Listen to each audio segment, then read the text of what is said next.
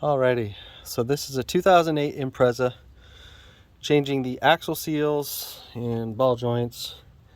So to get this axle out, the 2008 you just, or these, I'm not sure what year it changed. The earlier models would have a clip or like a spring clip or something around there. You'd have to remove that before pulling it out. I think maybe 2006 or after 2006, they don't have that, and you can just pry to pop it out, which I already have started that. So let me see if I can just do this one-hand camera action here.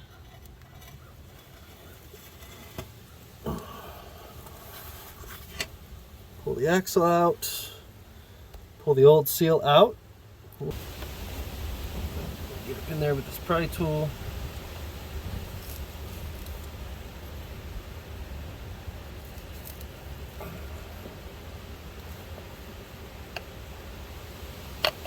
And they're pretty good.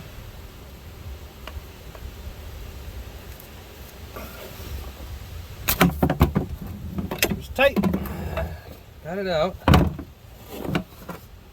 So here's the old seal.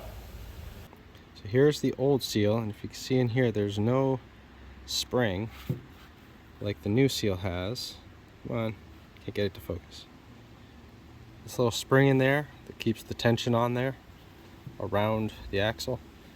Neither of the old seals had that. I didn't see it fall out, and I don't see it in the bore.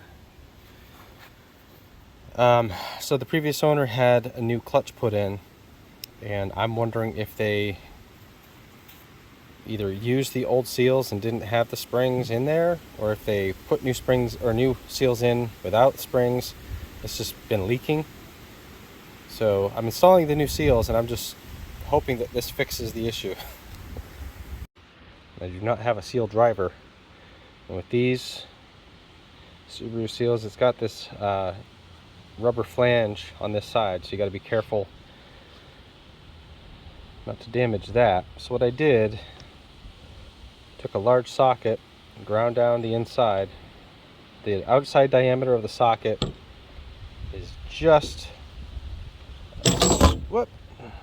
a wee bit more narrow than the outside diameter of the seal, and I can carefully set the flange in there, and the outside of the socket rests around the outside flat perimeter of this seal, so I can press it in.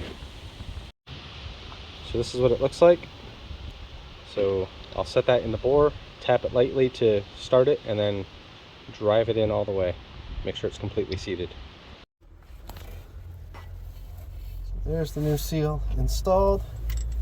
I wasn't able to do this, record this one-handed, but have my little makeshift driver and set that in place, made sure it was square, and then tapped that with my hammer to make sure I got it seated completely.